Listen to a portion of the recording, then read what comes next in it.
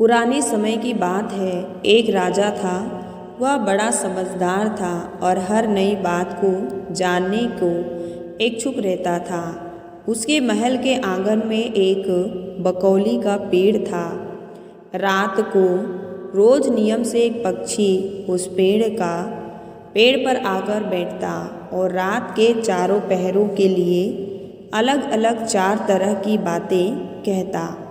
पहले पहर में कहता, किस मुख दूध पिलाऊं, किस मुख दूध पिलाऊं। दूसरा पहर लगते बोलता, ऐसा कहूँ न दिख, ऐसा कहूँ न दिख।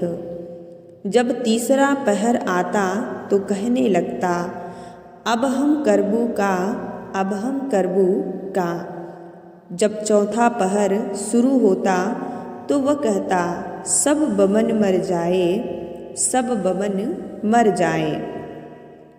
राजा रोज रात को जाकर पक्षी के मुख से चारों पहरों की 4 अलग अलग बातें सुनता। सोचता पक्षी क्या कहता, पर उसकी समझ में कुछ न आता। राजा की चिंता बढ़ती गई।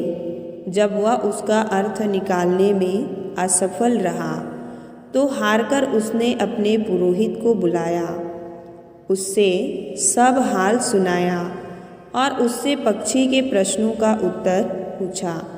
पुरोहित भी एक साथ उत्तर नहीं दे सका। उसने कुछ समय की मोहलत मांगी और चिंतित होकर घर चला आया। उसके सिर में राजा की पूछी गई चारों बातें बराबर चक्कर काटती रही। वह बहुत तेरा सोचता, पर उसे कोई जवाब न सूझता। अपने पति को हैरान देखकर ब्राह्मणी ने पूछा, तुम इतने परेशान क्यों दिखते हो? मुझे बताओ, क्या बात है? ब्राह्मण ने कहा, क्या बताऊं?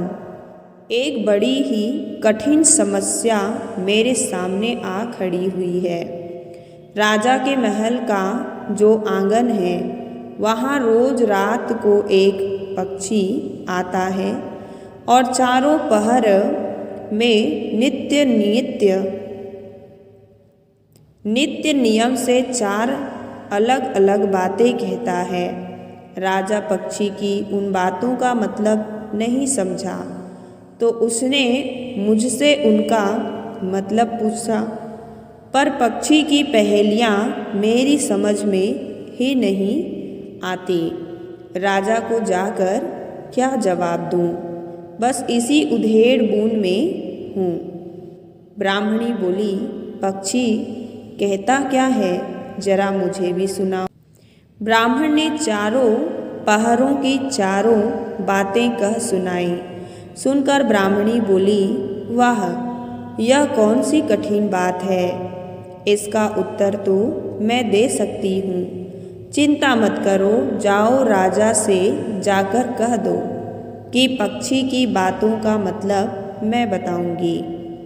ब्राह्मण राजा के महल में गया और बोला, महाराज, आप जो पक्षी के प्रश्नों के उत्तर जानना चाहते हैं, उनको मेरी स्त्री बता सकती है। पुरोहित की बात सुनकर राजा ने उसकी स्त्री को बुलवाने के लिए पालकी भेजी। ब्राह्मणी आ गई। राजा रानी ने उसे आदर से बिठाया और रात हुई तो पहले पहर पक्षी बोला, किस मुख दूध पिलाऊं, किस मुख दूध पिलाऊं। राजा ने कहा, पंडिताइन सुन रही हो, पक्षी क्या बोलता है? वह बोली, हाँ महाराज, सुन रही हूँ। वह अधखट बात कहता है।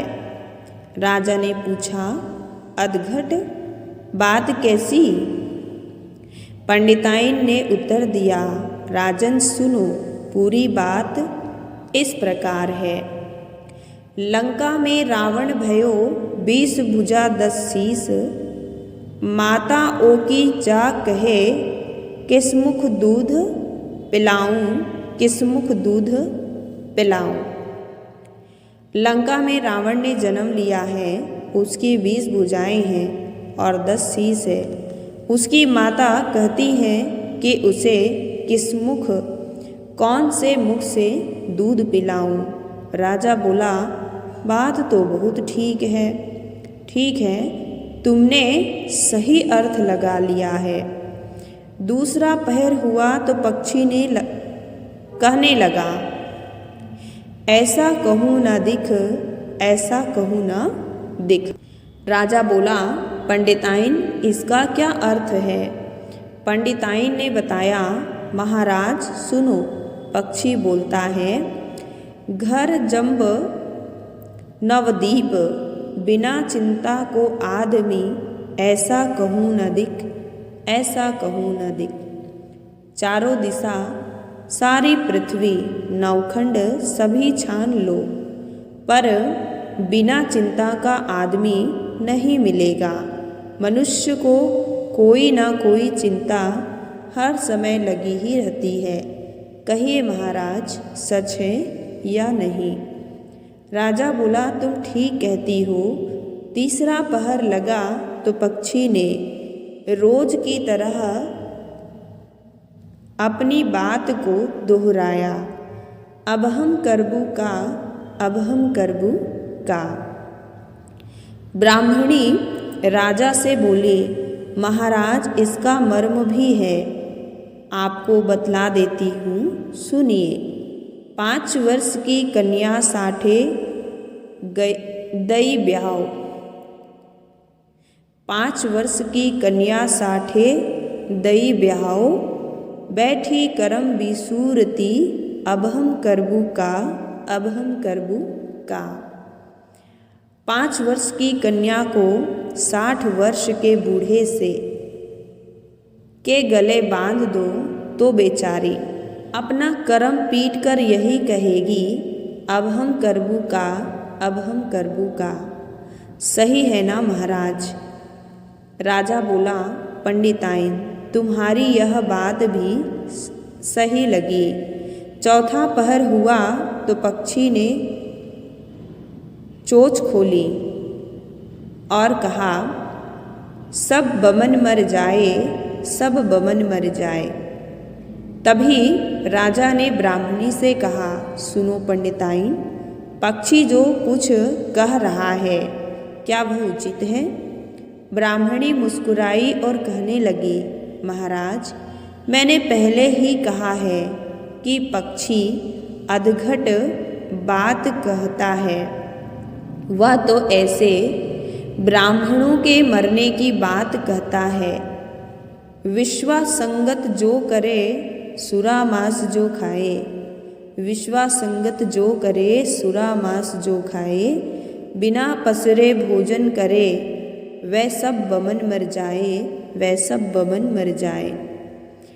जो ब्राह्मण वेश्या की संगति करते हैं, सुरा और मांस का सेवन करते हैं और बिना स्नान किए भोजन करते हैं, ऐसे सब ब्राह्मणों का मर जाना ही उचित है। जब बोलिए, पक्षी का कहना ठीक है या नहीं महाराज?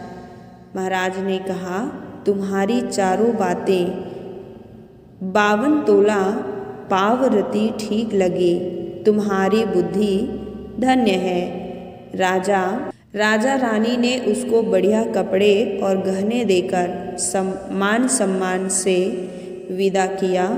अब पुरोहित का आदर भी राज दरबार में पहले से अधिक बढ़ गया।